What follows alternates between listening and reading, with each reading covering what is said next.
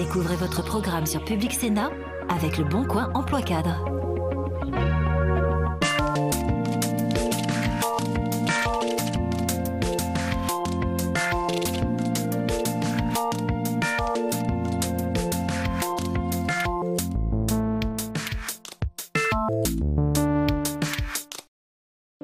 Bienvenue dans le magazine de l'emploi. Une demi-heure pour répondre à toutes les questions très concrètes que vous vous posez en matière d'emploi, mais aussi de reconversion et de formation. Comment passe-t-on du métier de rédactrice web à décoratrice d'intérieur? La réponse, c'est Cécile qui va nous la donner. Si avec cette reconversion, elle a choisi de vivre de sa passion, son changement de vie a été minutieusement préparé. Les conseils très pratiques pour chercher du travail, c'est Arthur Perticos qui nous les donne. Et aujourd'hui, on reprend du début. Trouver un boulot, oui, et par quoi on commence? Professionnel de santé, technicien et conseiller commercial, l'opticien et tout ça à la fois. Et si vous êtes méticuleux et que vous avez le sens du contact, ce métier est peut-être fait pour vous. Vous en serez vraiment sûr après avoir partagé une journée avec Romain et ça vaut le coup d'œil. Comment faciliter l'entrée sur le marché du travail des personnes handicapées? C'est le problème que tente de résoudre depuis plus de 15 ans l'association Handisup Auvergne en multipliant les initiatives avec souvent beaucoup de succès. Des expériences partagées, des conseils, mais aussi des outils pour décoder le monde du travail. C'est le magazine de l'emploi et ça commence tout de suite. Plein sud pour notre rubrique territoire. Nous allons en Haute-Garonne. Au cœur de la ville des pionniers de l'aviation, l'industrie de l'aéronautique tient toujours une part importante, mais pas seulement. Positionnement géographique, gastronomie, qualité de vie, population cosmopolite. L'agglomération est réputée pour être l'une des plus dynamiques de France. Vous l'aurez compris, on vous emmène à Toulouse.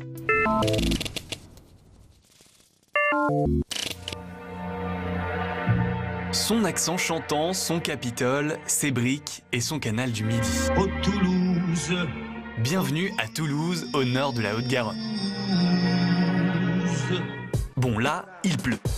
Mais d'habitude, ce territoire est baigné de soleil. Et ce n'est pas Michel Cojol, directeur territorial de Pôle emploi, qui viendra nous contredire. L'attractivité géographique de Toulouse, on la retrouve à la fois avec sa proximité de l'autre côté des Pyrénées avec l'Espagne. Il y a également tout un essor qui est lié à la proximité de la Méditerranée, à la proximité de l'Atlantique. Donc Toulouse, c'est une ville où il fait bon vivre, tout simplement. Et donc ça attire les populations et de fait, beaucoup d'activités se sont installées sur Toulouse, même si le tourisme est encore un sujet sur lequel Toulouse peut beaucoup progresser. Si la ville attire moyennement les touristes, elle cultive en revanche une stabilité économique. Le territoire affiche un taux de chômage inférieur à la moyenne nationale. On associe spontanément Toulouse à l'aéronautique, mais aujourd'hui l'aéronautique, même si on a une visibilité à près de 10 ans, c'est quand même quelque chose d'assez unique, pérenne et protecteur pour l'emploi. C'est un territoire un petit peu protégé et donc on a généralement un décalage. Si on prend l'exemple de la crise de 2008, Toulouse a été impactée avec un décalage de 6 mois. Pour accompagner les demandeurs d'emploi dans l'évolution numérique, l'organisme a mis en place une politique digitale propre aux quartiers prioritaires. On a mis en œuvre une expérimentation qui permet de délivrer des chèques numériques. Chaque chèque correspond à un service et les demandeurs d'emploi peuvent ainsi bénéficier d'un ensemble d'associations et d'organismes de formation d'accompagnement au développement de leurs compétences numériques. Si je comprends bien, la ville rose serait donc protégée en partie par l'industrie aéronautique, les Vénards. Pas étonnant qu'ils aient la tête dans les étoiles. Allons voir ça de plus près. Rendez-vous chez De Richebourg-Atis, un groupe de sous-traitance aéronautique créé dans les années 50. Son directeur opérationnel nous accueille au sein de son centre de formation. Au sein de ce groupe, il existe un pôle aéronautique qui regroupe 3 entités, un centre de formation, une société de travail temporaire et une société qui offre des services industriels aux plus grands constructeurs aéronautiques mondiaux, à ses équipementiers, mais aussi aux compagnies aériennes et aux loueurs d'avions.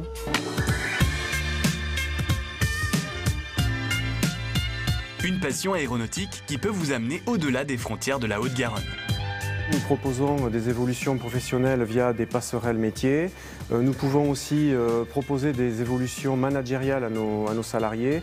80% de nos managers sont issus de la promotion interne. On attend des gens rigoureux, impliqués. Évidemment, la passion aéronautique est un plus et ça aide à évoluer au travers de notre entreprise. En attendant, ici à Toulouse, ces intégrateurs cabines en formation apprennent à assurer l'installation de l'équipement électrique des sièges ainsi que de l'habillage à bord.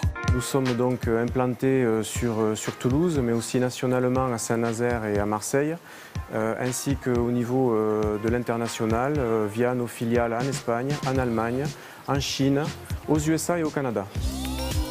Préparez votre passeport, carte d'embarquement s'il vous plaît, car l'entreprise engage des électriciens, des ajusteurs et des mécaniciens, des inspecteurs qualité, des préparateurs méthodes, des responsables projets, des intégrateurs cabine.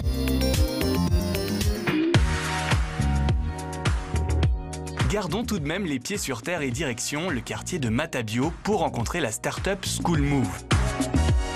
Ici, on prépare son brevet et son bac. Alors, un peu de sérieux.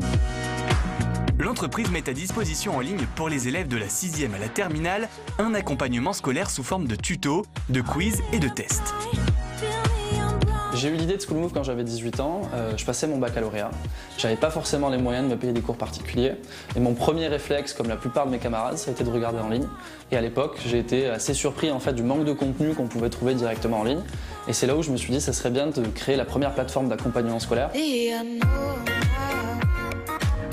On travaille avec plus d'une centaine d'enseignants d'éducation nationale qui collaborent sur le projet, à qui on va commander des contenus de cours, qu'on va ensuite revérifier en interne, publier directement sur notre site et qui va être aussi transmis directement à notre équipe de production. L'équipe de production, elle, va tourner des vidéos en studio avec des acteurs. On va ensuite les monter, les animer pour les rendre dynamiques et les publier aussi sur la plateforme pour que les élèves puissent apprendre grâce à ces vidéos. Bonjour et bienvenue dans ce nouveau cours de physique-chimie. Si le cadre est bon enfant, Shannon Picardo prend à cœur sa démarche pédagogique. Par contre, il ne faut pas se tromper, la philosophie startup, c'est pas forcément arriver tard le matin, partir quand on veut, ne pas avoir de limites, etc. Justement, on a quand même une mission qui est éducative, qui est pédagogique. Et il y a plein de personnes aussi, et notamment toutes les personnes qui nous ont rejoints, qui sont très motivées à l'idée d'aider justement les jeunes à réussir leur année scolaire. C'est très studieux ici, avec modération bien sûr. On va aussi avoir des événements un peu plus décontractés où on va retrouver toutes les équipes pour aller boire des bières autour de soirées entre équipes que nous on appelle des récrés. Schoolmove sonne la fin de la récré, pour nous en tout cas. Mais avant de partir, sachez que l'entreprise cherche de nouveaux talents. On recrute actuellement d'ailleurs 4 postes stratégiques. Le premier qui est un product manager, idéalement avec une expertise mobile. Le deuxième c'est directeur commercial pour nous aider justement à développer le chiffre d'affaires. Le troisième c'est UI/UX designer, donc c'est quelqu'un qui se concentre plutôt sur la partie des interfaces mobiles et desktop. Et enfin un développeur, on cherche notamment un développeur senior, donc il y a pas mal d'expérience pour rejoindre l'équipe technique. Des postes qui peuvent vous intéresser, que vous soyez dans la région ou pas.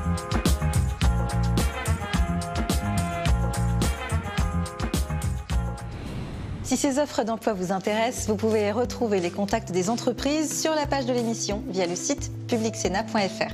CQFD, ce qu'il faut décoder, c'est notre kit pratique pour tout comprendre, des acronymes et des expressions pas toujours très claires que l'on rencontre dans le monde du travail. Et c'est tout de suite.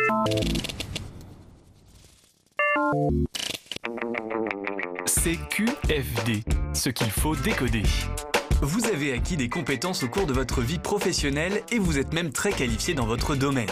Mais il n'y a pas de diplôme pour officialiser votre savoir-faire devant un recruteur. Pourquoi ne pas tenter d'obtenir un CQP? Allons bon, mais qu'est-ce que c'est? Le CQP est un certificat qui atteste officiellement qu'une personne possède les qualifications et les compétences nécessaires à l'exercice d'un métier en milieu professionnel. Par exemple, il n'existe pas de diplôme délivré par l'Éducation nationale pour être pizzaiolo. Mais l'as de la pizza peut faire reconnaître son savoir-faire et sa capacité à exercer dans un restaurant grâce à un CQP. Même chose pour un peintre anti-corrosion, un négociateur immobilier ou un agent de sécurité. Délivrés par les différentes branches professionnelles, les CQP permettent de répondre aux besoins spécifiques d'un secteur. Le CQP est accessible aux jeunes, aux salariés comme aux demandeurs d'emploi. Il peut être obtenu après une formation ou grâce à la VAE, la validation des acquis de l'expérience. Dans les deux cas, le candidat doit constituer un dossier qui sera évalué par un jury composé de professionnels et de formateurs. Selon votre situation, plusieurs interlocuteurs peuvent vous aider dans vos démarches. Votre employeur ou un référent VAE pour les salariés, un conseiller Pôle emploi pour les chômeurs ou directement les organismes de formation si vous reprenez vos études. Sur le CV et sur le marché du travail, le CQP est un vrai atout. CQFD. Cécile a 31 ans, rédactrice pour un site culinaire bien connu. Elle a choisi de changer de vie pour se consacrer à la décoration. Une passion qui l'a motivée pour retourner à l'école et devenir décoratrice d'intérieur. Elle a su construire pied à pied sa reconversion. Elle vient nous raconter comment elle a négocié en prenant des risques, mais aussi avec beaucoup de sagesse, ce virage professionnel. Bonjour Cécile. Bonjour. Alors vous avez commencé votre carrière professionnelle en tant que rédactrice culinaire pour un site internet bien connu. Oui.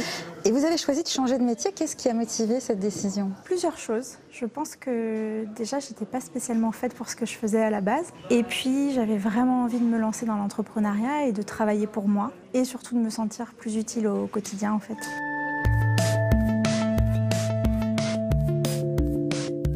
Et donc vous êtes devenue décoratrice d'intérieur. À quel moment vous vous êtes dit je vais en faire mon métier? En fait, c'était assez évident. C'est quelque chose que j'ai toujours eu en moi et aimé dans ma famille. Voilà, j'ai eu aussi une sœur qui aime beaucoup ça, une grand-mère passionnée de déco. Et je l'ai toujours été, mais je n'ai jamais pensé pour un métier. Et parce que vous considériez que ce n'était pas un métier? Vous dites que ça vous a même pas effleuré l'esprit? En fait, c'est-à-dire que je n'avais pas pensé pour moi. Parce que, je sais pas, dans ma famille, on n'est pas du tout dans des métiers créatifs et j'y ai pas pensé une seconde. Et en fait, dès que j'ai eu l'idée, je me suis dit c'est ça. Dans ma tête, c'était un peu le bazar et puis à un moment donné, je me suis dit allez, c'est parti, lance-toi. Alors, se lancer, ça passe par quitter l'entreprise dans laquelle vous étiez à ce moment-là? C'est ça. Comment ça se passe? Comme je suis un peu trouillarde, je pense. Ou prudente. Ou prudente, ça dépend comment on voit la chose. Mais j'ai eu besoin de temps, donc j'ai mis du temps à partir parce que c'était une grosse décision pour moi et j'en ai discuté avec mes responsables longuement. Et puis, à un moment donné, ils ont compris que j'étais plus du tout épanouie, que je commençais à être pas bien. Donc j'ai pu négocier un départ. Une rupture conventionnelle? Voilà, et partir dans de bonnes conditions avec le temps pour réfléchir, me poser un peu et faire le point sur ma vie professionnelle. En quoi ça consiste concrètement le métier de décoratrice d'intérieur? Globalement, je dis que je suis designer d'intérieur parce que je fais à la fois la décoration d'intérieur et la partie plus architecture d'intérieur. Ça va être la réflexion sur l'espace, faire des plans, réfléchir à comment on aménage un appartement, une maison. Et derrière, ça peut aller jusqu'au bout, jusqu'au moindre détail, les rideaux, les tissus, les coussins. Il y a une formation de décoratrice d'intérieur? C'est ça. Alors j'ai fait une formation via le Greta à l'école Boulle. C'est très court. On a 4 mois à l'école, donc déjà on retourne sur les bancs de l'école, c'est assez bizarre. C'est assez complet. Ça passe par l'histoire de l'art, des cours de dessin, de perspective, l'apprentissage des logiciels pour faire des plans, pour faire des visuels 3D, des choses comme ça que j'avais jamais fait avant. Le fait justement d'être totalement étrangère à cette formation-là, avec peut-être des personnes qui avaient peut-être fait les beaux-arts avant ou des métiers peut-être plus en lien avec la formation, vous l'avez ressenti comment? Moi, j'avais jamais dessiné et il y avait des personnes qui dessinaient très bien, donc on se regarde un peu en se disant bon, j'ai encore du travail. Après, chacun ses forces et ses faiblesses aussi. On n'était que des filles de 25 à 45 ans, de milieux totalement différents et avec des envies différentes. Donc en fait, on s'est plus soutenus. Je me suis fait des amis aussi lors de la formation, donc c'était chouette. Ça a été difficile de trouver les financements ou vous avez réussi à vous organiser? Non, ça a été très difficile. J'ai passé plusieurs mois à essuyer les refus. Et puis au bout d'un moment, j'ai eu un oui miraculeux qui est sorti de nulle part. On m'a dit que c'était les budgets formation qui avaient été réouverts par magie et je me suis engouffrée dans la brèche. Comment ça se passe pour trouver des clients quand on vient d'arriver sur le marché? Les premiers clients, ça a été vraiment du réseau, personnel et professionnel un petit peu, mais surtout personnel. Et puis après, ça s'est fait, je m'étais mis en tête de faire une stratégie de prospection. J'avais plusieurs idées en tête et puis par chance, j'ai pas eu besoin encore de la mettre en place et c'est vrai que ça s'est fait tout seul. Vous gagnez moins bien, mieux votre vie? J'ai été au même niveau au tout début. Donc déjà, je m'y attendais pas. Je m'étais dit que je gagnerais beaucoup moins ma vie. En étant auto-entrepreneur? Oui, exactement. Et alors après, j'avais pas un salaire mirobolant avant non plus, donc je partais pas non plus très très haut. Mais là, je suis contente. Vraiment, j'ai dépassé largement ce que je gagnais avant. Quel bilan vous tirez de cette expérience? Qu'est-ce que ça vous a appris sur vous-même? Qu'il faut jamais lâcher. Il faut pas avoir peur du changement, même si c'est quand même pas évident sur le moment. J'avais un peu ça en moi et je l'ai jamais écouté vraiment, donc s'écouter plus peut-être. Merci Cécile pour ce témoignage. Merci à beaucoup. Vous ne cherchez pas une reconversion, mais un travail. CV, lettre de motivation, veille sur les sites de petites annonces. On voit bien ce qu'il faut faire, mais par où on commence? La réponse, c'est Arthur Perticos qui nous la donne. Vous pensez sérieusement à changer de boulot ou vous y êtes sérieusement obligé? La motivation est là. La question, c'est on commence par quoi? On commence par vous. Ce n'est pas nombriliste, c'est essentiel. Posez-vous les bonnes questions. Qu'avez-vous retiré de vos expériences professionnelles précédentes? Quelles sont les compétences que vous maîtrisez? Bref, en quoi êtes-vous bon? Mais aussi, qu'aimez-vous faire? Dans quelle mission vous épanouissez-vous? Et enfin, quelles sont vos exigences pour votre prochain poste? Ce bilan va vous être utile au moins 4 fois dans votre démarche. Côté CV, vous êtes maintenant capable de faire le tri dans vos expériences pour mettre en avant celles qui sont en phase avec le poste recherché. Vous ne savez pas encore qui sera votre employeur, mais vous savez ce que vous en attendez. La taille, la mission, la clientèle, les horaires, les tâches, le style de gestion, les perspectives de promotion. Vous avez identifié ce qui est important pour vous. Et donc, vous ciblez mieux vos candidatures spontanées. Pour les offres d'emploi, votre auto-évaluation vous permet de sélectionner plus rapidement celles qui correspondent à votre profil. Enfin, vous avez maintenant une liste d'arguments prêts à utiliser dans vos lettres de motivation et face aux recruteurs. Avec ce bilan de compétences et d'envie, vous pouvez viser un nouvel objectif professionnel, cohérent, réaliste et motivant. Et voilà le travail. Cette semaine, dans notre rubrique métier, nous vous emmenons en immersion chez un professionnel de santé qui est aussi un commercial et un technicien. Toutes ces compétences, Romain les a acquises puisqu'il est opticien. Pour découvrir les nombreuses facettes de son métier, nous l'avons suivi toute une journée et rien que pour vos yeux.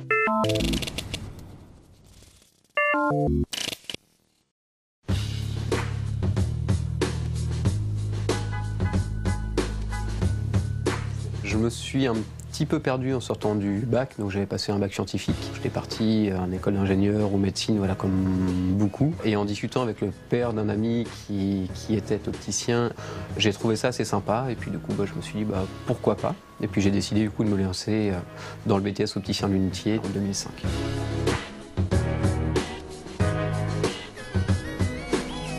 Un petit réglage, ça glisse un petit peu. Le BTS opticien lunetier, c'est 2 ans.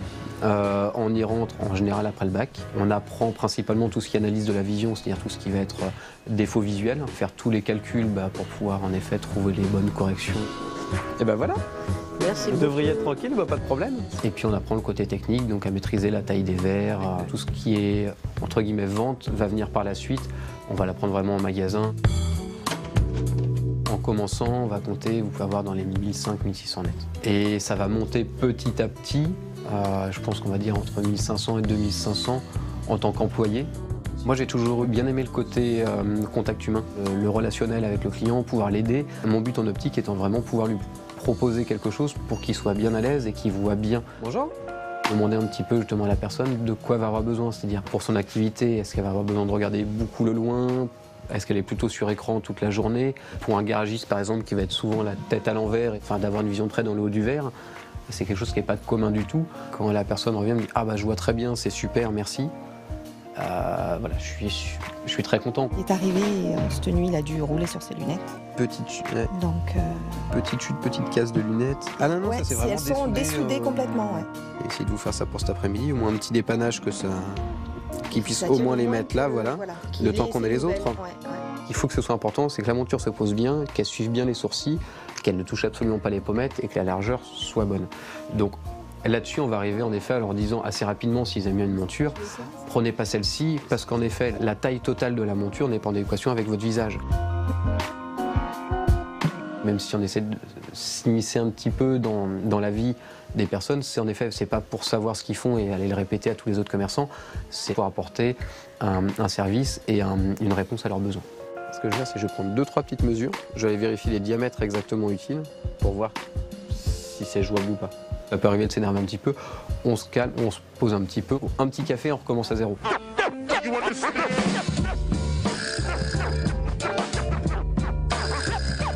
oui, c'est ultra précis quand même. Hein. Ah ouais, là, avec ça, on arrive vraiment à faire des choses pas mal du tout.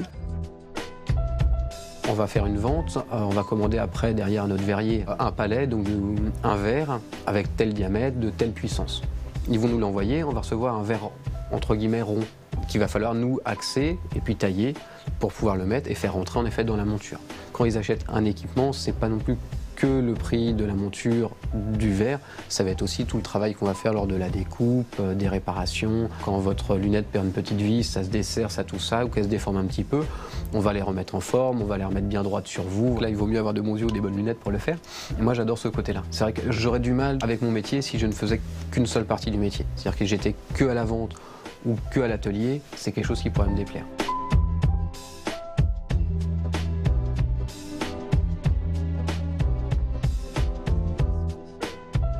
Alors je vais reprendre vos lunettes, ça. Je vous les mets de côté, je vous les rendrai juste après. Alors mettez-vous de façon à être confortable, on va regarder l'écran qui est derrière moi. Je vais vous passer l'appareil. Est-ce que vous êtes à l'aise? Quand vous sortez de l'école, vous avez le droit en effet de pratiquer des examens de vue. Vérifier la correction de quelqu'un que si cette personne a une ordonnance. Maintenant en effet il faut principalement passer chez l'ophtalmologiste, c'est-à-dire qu'on n'a plus le droit de faire grand-chose. Donc ça, je trouve ça un petit peu dommage en effet, on se retrouve un peu bloqué. On va complexifier encore un petit peu. Alors, est-ce que ici la Lilio KOZFT. Nous, on s'amuse énormément. Alors, on prend plaisir à travailler, donc vraiment, on le fait, voilà. On arrive le matin, on est content, on a le sourire. Et en plus, on a plutôt une très très bonne ambiance au magasin. Peut-être regarder si on a une branche de dépannage, un petit quelque chose, est-ce qu'on peut la mettre dedans ou pas en attendant? Le métier ne sera pas le même dans toutes les boutiques. En très grande chaîne, on va être un peu moins libre parce que tout est un petit peu plus carré, un petit peu plus pensé pour aller plus vite. Nous, on est indépendants totalement, donc c'est-à-dire qu'on n'a pas de franchise coopérative, on n'appartient à personne. Donc c'est nous qui avons tous les choix en magasin. Certains fournisseurs vont être un peu plus créateurs, d'autres un peu classiques, tout ça, mais on va avoir des formes rondes, des formes un peu papillons, et on peut arriver à trouver un peu dans toutes les marques. Après, ce qu'on aime bien, c'est allier ce côté-ci avec la qualité du produit. Nous, on aime bien avoir du titane, des petites choses comme ça, avec des produits qui vont changer, qui vont être plus techniques, plus légers. Là, et mon amour vraiment du métier, c'est avoir vraiment une forme combinée à des produits de qualité. Je souhaite rester le plus longtemps possible opticien, je le souhaite vraiment. J'aimerais bien en effet reprendre un magasin parce que gérer vraiment l'ensemble, donc et le commerce, et après en effet gérer ce qu'il y a dedans, mais tenir la boutique me plaît beaucoup. Et donc c'est vrai que si je pouvais le faire d'ici 1, 2 ans, 3 ans, ou même un peu plus tard, je le ferais. Je vous prépare tout ça. Parfait. Merci.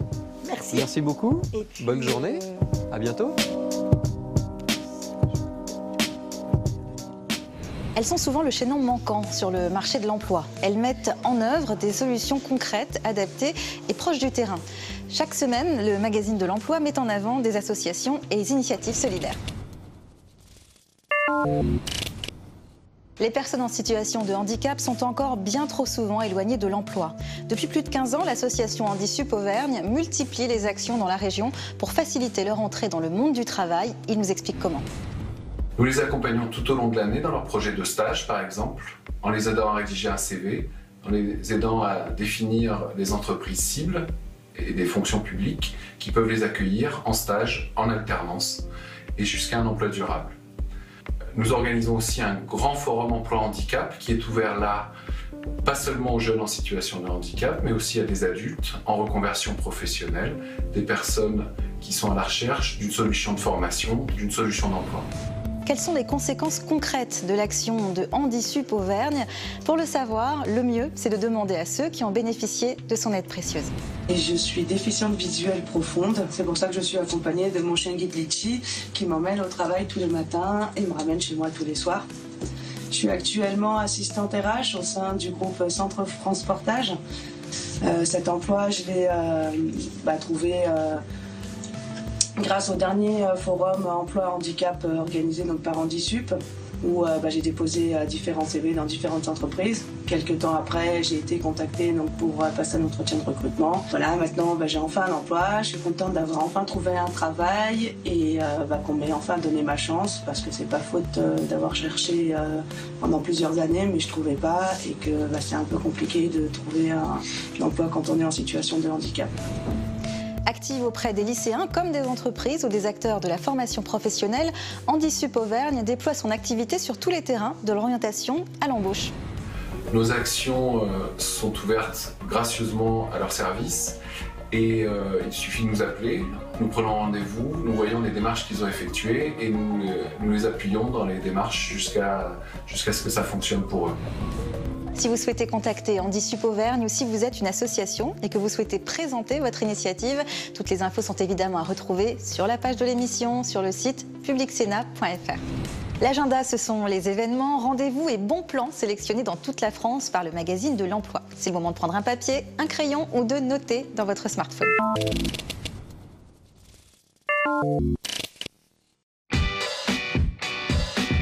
Vous êtes étudiant, majeur et à la recherche d'un emploi saisonnier? Ça tombe bien, la 26e édition des journées Job d'été démarre le 21 mars à Paris. Vous devriez trouver facilement votre bonheur parmi les 8000 offres proposées par la cinquantaine d'entreprises et d'associations présentes sur le salon. Des jobs allant de vendeur à surveillant de baignade tout en passant par animateur. Organisé par la région Occitanie, Pôle emploi et les missions locales le 28 mars à Mende, le salon TAF, Travail Avenir Formation vous guide dans votre vie professionnelle. Que vous souhaitiez définir votre projet professionnel, vous réorienter ou trouver un emploi, les nombreuses entreprises présentes vous viendront en aide. Un conseil, munissez-vous de vos CV et allez-y le plus tôt possible afin de maximiser vos chances. Et pour finir cette émission, nous retournons à Toulouse. Développée par le groupe Business et financée par la région, l'application Annie fonctionne comme une appli de rencontre avec un but bien différent, mettre en relation directe candidats à l'apprentissage et recruteurs en Occitanie. Découverte d'une TPE ou d'un grand groupe, entraînement à l'entretien d'embauche, mise en avant de sa motivation, podcast, vidéo, jeux, Annie propose aussi aux candidats de se former par des contenus multimédia et ludiques. Le magazine de l'emploi, c'est fini pour aujourd'hui. On se retrouve très vite avec des conseils pratiques, des infos utiles et de nouvelles expériences motivantes. À bientôt.